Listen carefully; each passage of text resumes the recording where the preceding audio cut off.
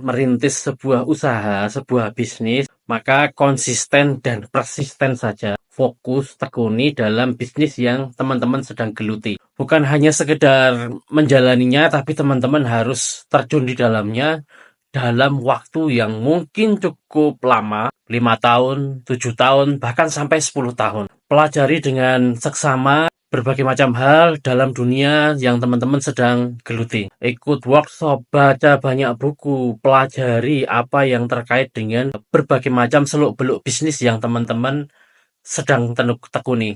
Karena pada fase ini teman-teman nggak usah berharap untuk dapat dukungan dari orang sekitar. Mereka sudah sibuk dengan dunianya masing-masing, maka fokus saja.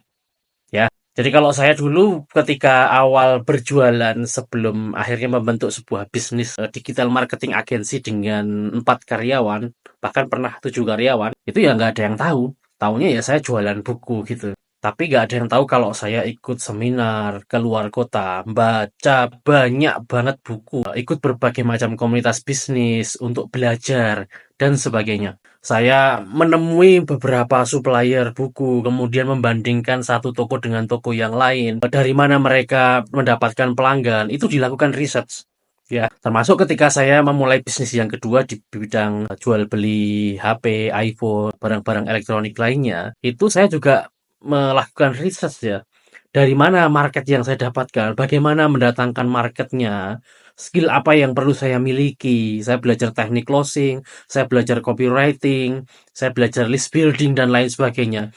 Lakukan selama bertahun-tahun terus-menerus. Lakukan evaluasi terhadap bisnis yang dilakukan. Kalau ada kesalahan, maka evaluasi, dan seterusnya. Tekun, fokus, dan persisten.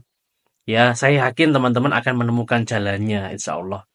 Jadi tetap semangat, nggak usah berharap dengan orang-orang di sekitar kita. Karena mindset pebisnis itu sangat berbeda dengan mindset yang bukan pebisnis. Pebisnis itu dia harus menghadapi resiko, dia harus melakukan perhitungan matang dengan antara peluang dengan resiko, dengan kegagalan.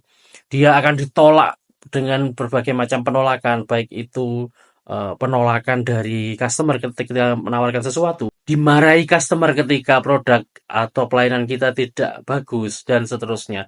Yang justru itu akan menempa seseorang itu menjadi pebisnis handal.